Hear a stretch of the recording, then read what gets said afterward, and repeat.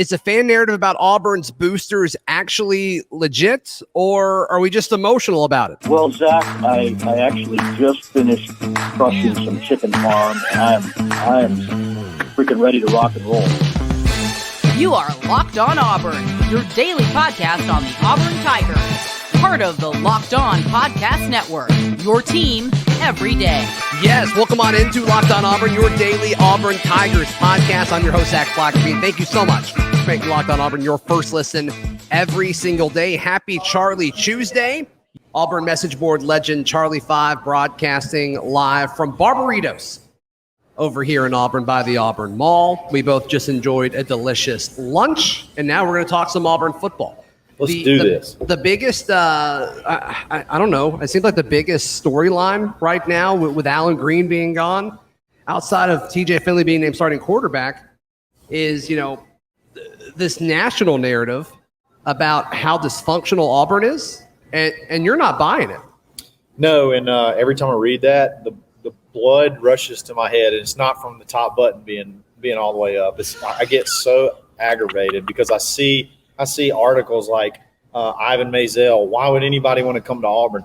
Let me tell you why anybody would want to come to Auburn, come coach at Auburn, or come be an athletic director at Auburn. Because you have a $100 million football facility that's being built, paid for, cash, when we've lost at least 4 games for the past 5 years or longer. Even in 2017, we found a way to lose 4 games. So that's why. You come to Auburn because you got donors that will give you $20 million for a basketball arena to have their name on it. Right.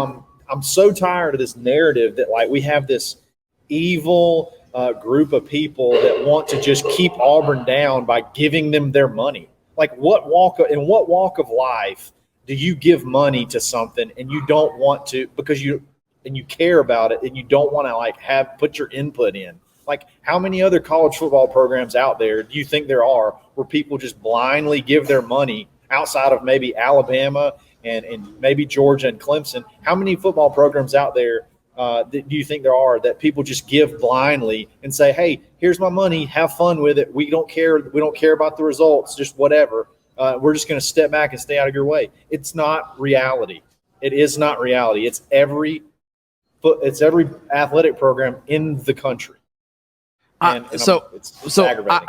I just want to be clear. So you're defending the boosters here. I am defending I'm not defending some of the stuff that happened in February. I think there definitely was a lot of stuff that went over the line. But what I'm defending is people that give ungodly amounts of money to Auburn athletics and expect to have their name, expect to have at least someone listen to them or have a conversation about things. I don't think that is just an extraordinary ask. And I think but what about just the idea of letting people do the job that they were hired to do? I mean, I think that's a big part of it. Like, how much of it, is Bryan Harsin able to be the head coach at Auburn? How much was Alan Greene able to have, in hiring decisions during his tenure at Auburn? And obviously we heard other reports about, was he actually doing his job, which is fine. But sure, the whole, we're hiring somebody to do their job and they're not able to do their job. I think that's when it becomes an actual concern. And it does seem like that's prevalent here. Well, I would just say, what does that mean by not being able to do their job? Part of your job in any aspect of life, part of your job is making the people above you like you. That is literally like one of the main, not only in jobs, but in friendships and relationships and anything you do. Part of your responsibility is to make people like you. And you can do that by a number of things. You can do that by winning. Winning makes people like you. Look at Dabo Swinney. Like I said, Kirby Smart, and what seems to be Jimbo Fisher. Hey, by the way, let Jimbo Fisher not win 10 games this year and see what happens. When they pony up, they're going to freak out.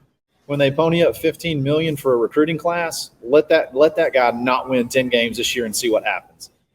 That's like one of your jobs. One of your jobs when you go into a new place, you may have all the best ideas. You may be right. All your decisions may be right. But if the people that are paying you or the people that are over you don't like you and don't trust you, then why do we expect them to just lay down and let everybody go do whatever the hell they want to do? No, that's your job. That's your job in life. Your job in life when you go into a new facility, new spot, unless you were the business owner. Go ahead. But if you're Bryan Harsin, your job is to win football games. And that's another. That's not the only thing your job is. A football coach in the SEC is a fundraiser, is a politician, is a football coach, is a salesman. He's all of these things. Okay, like there's so many things that you have a responsibility for as a head coach. And again, this is not me saying that Bryan Harsin is guilty of not doing any of these things that I'm saying. I'm just saying that it's not out of the realm of possibility to expect that people that pull dump trucks loads full of money and dump it into these athletic programs to have some sort of say or some sort of I'm trying to think of the word, like equity in the program. Like, it doesn't seem that outlandish to me. I don't know. Yeah, I guess the question is, are you owed a certain amount of equity in the program because you're giving it? Like, Neville gets his name on the arena because he gives $20 million. Like, I don't think anybody has a problem with that.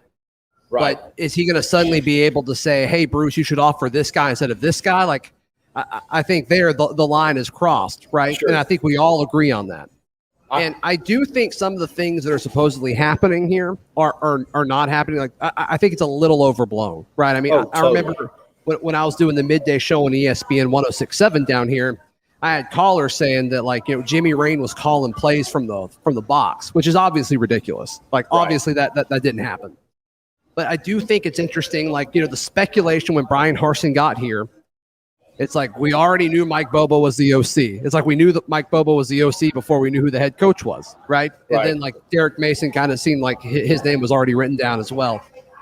And so to me, I think that's where people have legitimate issue with all of these donors is how much say do these coaches actually have on their hires, on how they run their program, who attends practice. I mean, I think there's a bunch of different things that go into it. And just, are you owed that just because you're giving money? I think that's a big question. Because that's not happening in Alabama. That's not happening in Georgia. And to be fair, it has been earned, like you mentioned. But I would love to know how common this actually is throughout all of college football. Because for some reason or the other, the national media has chosen to target Auburn in the midst of all of this, way more than any other school, it seems like. And this could be us just because we're in Auburn. This is our world. And it's like, oh my goodness, people are targeting us. But it really does feel like, okay, when you talk about dysfunction across an athletics department, people want to target Auburn, even if it's true or not. Well, it's a fun narrative. It's a fun narrative to have this evil organization that's taking over or that's influencing collegiate athletics. I can think of like a bunch of different programs where coaches are forced to keep other coaches from previous staff. You talk about Mike Gundy's brother at Oklahoma who just got fired, Bud Foster at Virginia Tech. Like this happens everywhere. Like where boosters get attached to people and they want them part of the program, and like you just again, like they're not doing it to say, hey, I want to have my best buddy be here. They have guys that they think are great fits at Auburn, and they're like, hey, you should give this. You really should give this guy. Let's not bring in every single coach from Boise. Let's have some SEC. Let's mix some SEC guys in there. Yeah. You know what I mean? Like I think that was probably more of the mindset than, hey, you're going to hire who I say to hire, and you don't ask questions. It's like, hey, let's try to get some people from down here. Let's try. It's if you and I were to put together, if we were sitting down with Bryan, with Harsin or any coach, we would have an opinion on who we think would be a good fit for recruiting or offense or whatever. We do that all the time. We talk about that. We have a show that you speculate on stuff like that. The difference is we don't have millions of dollars that we're pumping in to end up earning those type of conversations. And I think that is not illogical or like out of the realm to say, hey, if I'm going to keep ponying up $1 million, we're losing 4 or 5 games. let's try something. Let's try something different. How about let's try this, or what about this coach or this recruiter? I don't know. I just feel like it's an easy target to always pick on Auburn, because Auburn's is rarely, at least as of lately, rarely going to be like a Cinderella, like media darling, championship contender. So. Sure. Let's just make it's an easy target. There's some scandalous stuff in the past. You got Cam Newton. You got all this stuff that you can always go punt. There's always going to be a quote unquote story back in Auburn, and I don't know. I'm getting kind of tired of it. I understand. We're broadcasting live from Barbaritos. In just a moment, we're going to jump in to Mercer. Weird situation, kind of a unique situation to start the season. I'll tell you what I mean in just a moment. Also, a conversation with Auburn tight end John Samuel Shenker later in the show as well. First things first, I want to tell you about our friends at BetOnline. BetOnline is the best place to wager on all of your sports action. Just search BetOnline on your smartphone or Google it on your laptop or desktop computer and browse all of the lines and props that you could possibly imagine. As week 1 is here, more and more lines are filling up. And so go ahead and get ready. Head over to BetOnline, get all the lines set for college football, as well as the NFL that's about to start as well. BetOnline, it's where the game starts. Charlie 5. I watched the first half of the Mercer game because the second half was irrelevant. They absolutely destroyed Morehead State. Yeah. And I'm going to talk about this and ask John Samuel Shenker this question, but how awesome is it that Auburn is going into their opening week opponent and their opening week opponent already has tape? Like, how beneficial is that? And I'm not saying that they needed it for Mercer, but as far as just getting the extra mental reps, as far as like how you're going to watch tape and prepare and build a game plan and execute, I think that is awesome. I think that is such a great opportunity for this team to have going into the first game. I actually think it's a violation to watch tape from week 0. I don't think you can actually do that. No, but that is awesome that we do get that look at them. I would hope that we wouldn't necessarily need it, but we saw them put up a ton of points, a ton of yards, and they played us pretty tight a couple of years ago when you had Jarrett Stidham. So it's like that every little bit helps, especially when you sort of you're a little bit you go into this season a little bit unsure. You're kind of like, oh man, the way last season ended, you didn't see a whole lot of changes in a lot of the offensive lineup. So it could definitely help. It definitely helps. Yeah. So I think Mercer runs a lot of different things on offense, but man, a lot of jet motion and speed sweep motion. So I'm curious to see how we game plan that. I assume we're going to stack the box like crazy, have a lot of guys on the line of scrimmage, because that's how they were able to really do damage. They averaged like 9.2 or 9.8 yards per carry against Morehead State. Like they moved the ball at will. I mean, there was nothing Morehead State was doing to stop that. And then it's like after they scored a few touchdowns, they're like, well, let's get some passing reps in. And they started scoring passing touchdowns as well. Even their backup scored a passing touchdown. So, I mean, they were able to move the ball seemingly at will.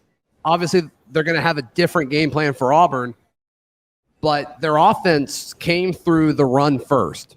And a lot of that had to do with some option stuff that they did or motion, pre-snap motion stuff that they did.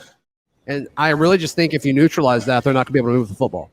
No, absolutely not. I think the up the middle stuff is just not going to be there. I think we're going to be too big up the middle. And then the only thing that somewhat concerns me is if they neutralize, like a Derek Hall, like that's the read guy. And then you got to have the linebacker step up and fill gaps and make the right decisions when the linebacking crew is very inexperienced outside of like Owen Papo. Could they exploit some weaknesses or get us in some stressful situations there? But for the most part, I mean, we should absolutely just dump truck them. We should we should be able to disrupt all the mesh lanes for any type of option stuff that they run. And I didn't mean to say option. I meant to say pre-snap motion stuff. Right. So just neutralize that. Don't let them get outside of you. And I think that'll be a big part of all that. And then force them in third and long situations.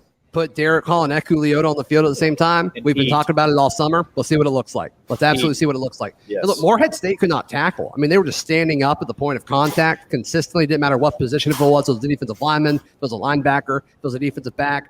They were just standing straight up as soon as they went into the tackle, and they just bounced off. And no disrespect to Mercer. I think Mercer's a better team than a lot of people are giving them credit for. I think they're a solid football team. But all in all, this shouldn't be close. This shouldn't be close because I think they're going to have to run the ball to score, and they shouldn't be able to run the ball. No. Offensively, what are you wanting to see from Auburn as far as moving? They ran a lot of 4-2-5 stuff, which is what most college teams run now. Nothing super crazy there. What are you expecting to see from Auburn? You want to see them run the ball, or do you want to see them kind of pass it and see like, okay, TJ, let's see what you can do?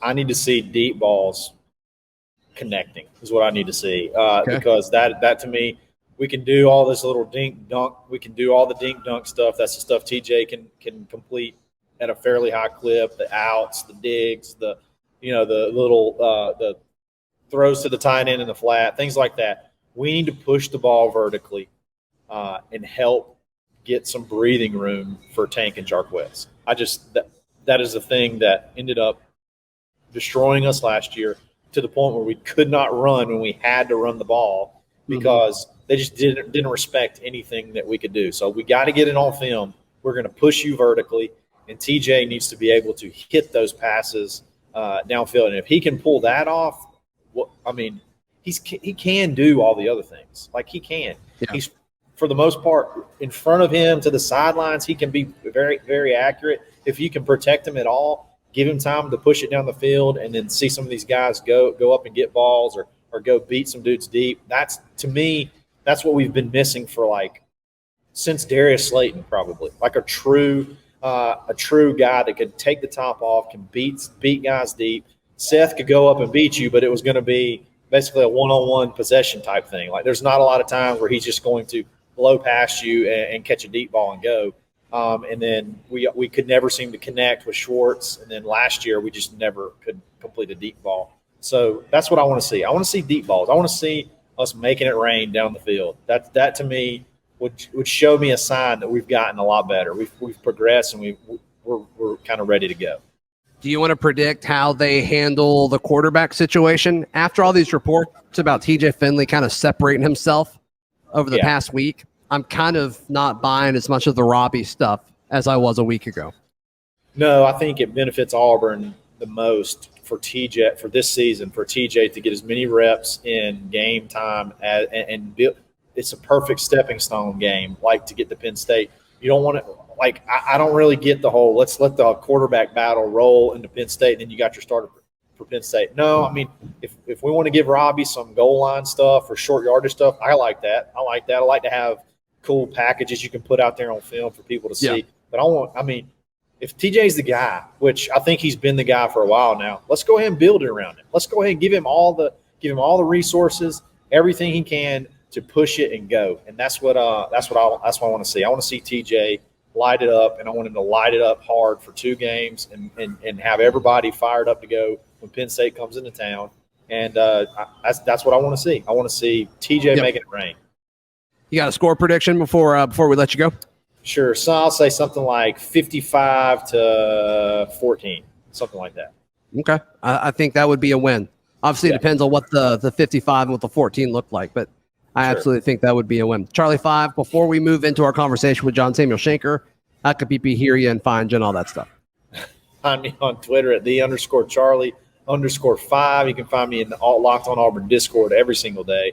AuburnLive.com, the corner message board, or Monday, Wednesday, Friday on the Dad Bod Golf Pod. War Eagle.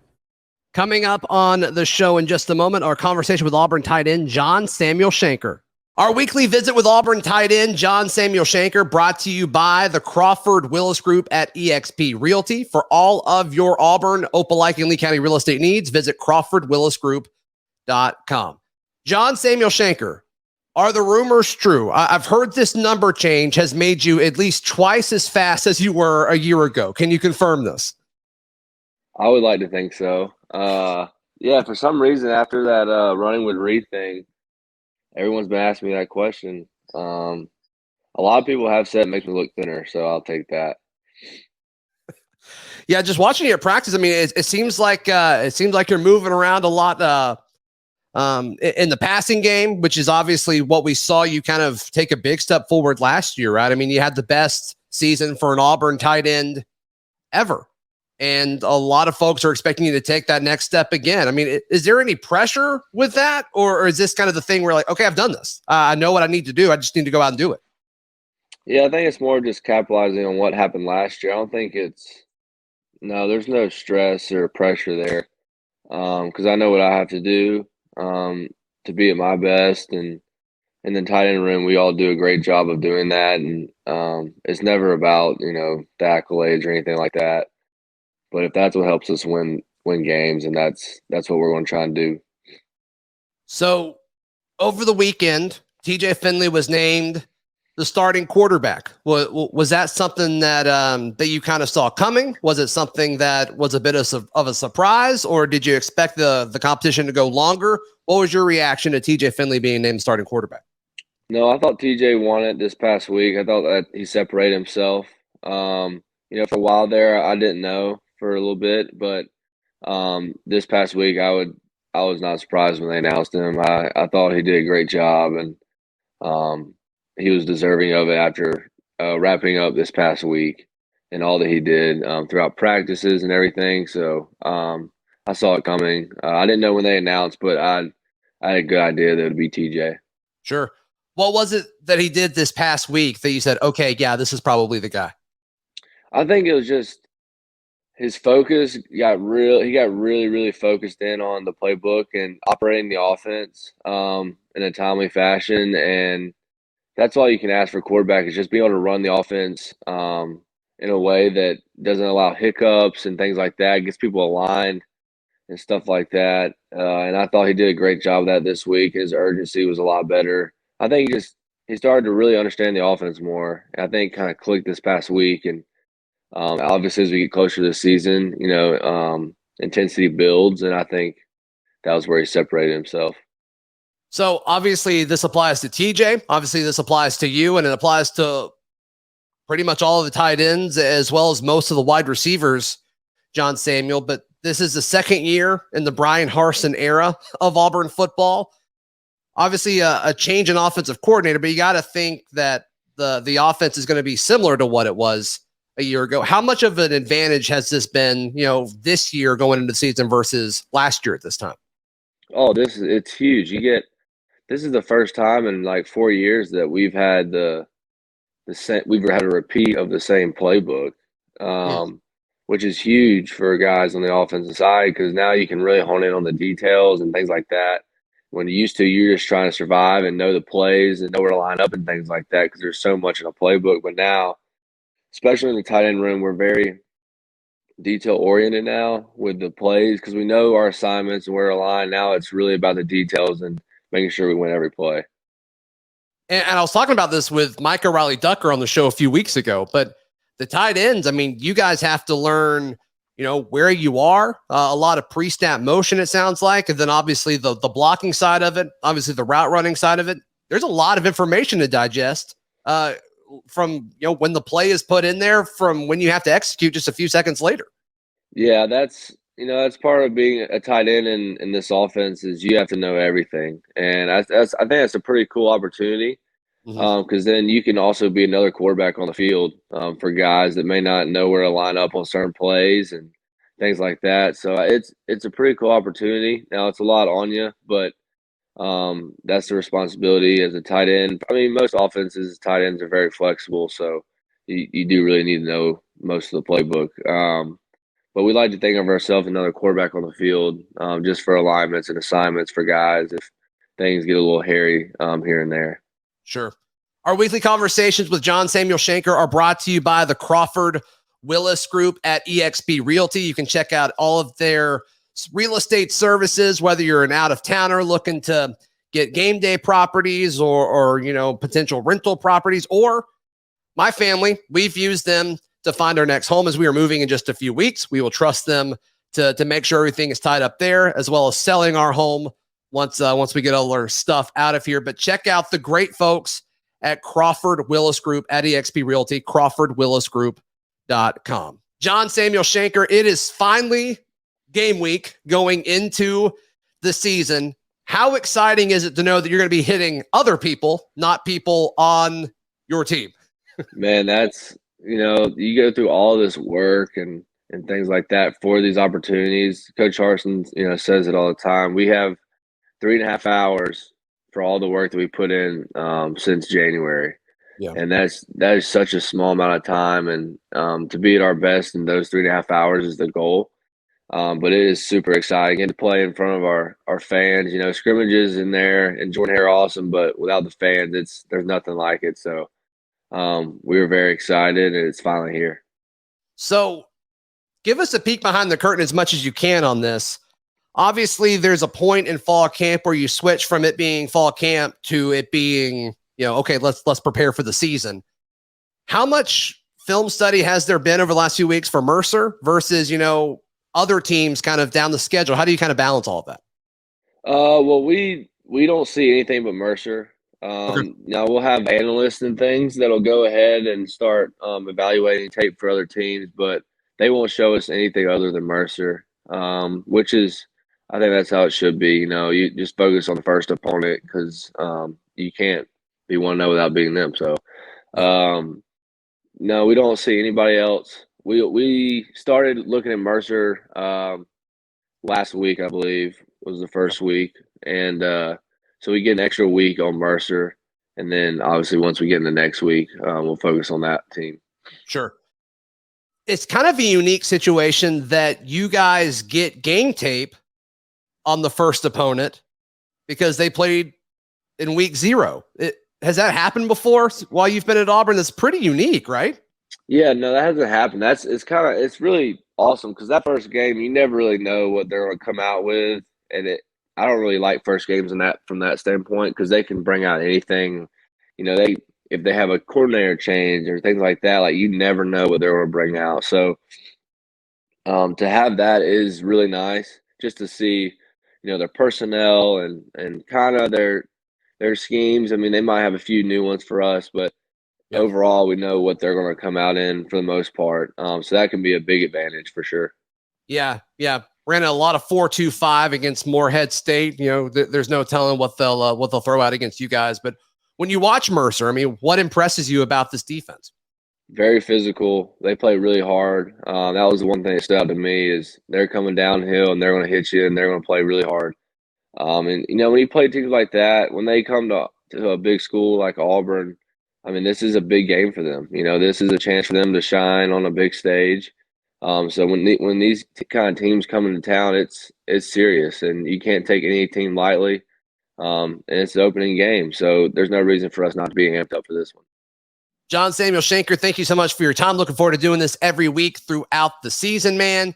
And best of luck in the opener against Mercer. Yes, sir. War Eagle. Thank you so much to John Samuel. Thank you so much to Charlie 5. And thank you so much to Barbaritos, of course, over here in Auburn, next to the Auburn Mall, for taking really good care of us today. We'll be back tomorrow right here on Locked On Auburn.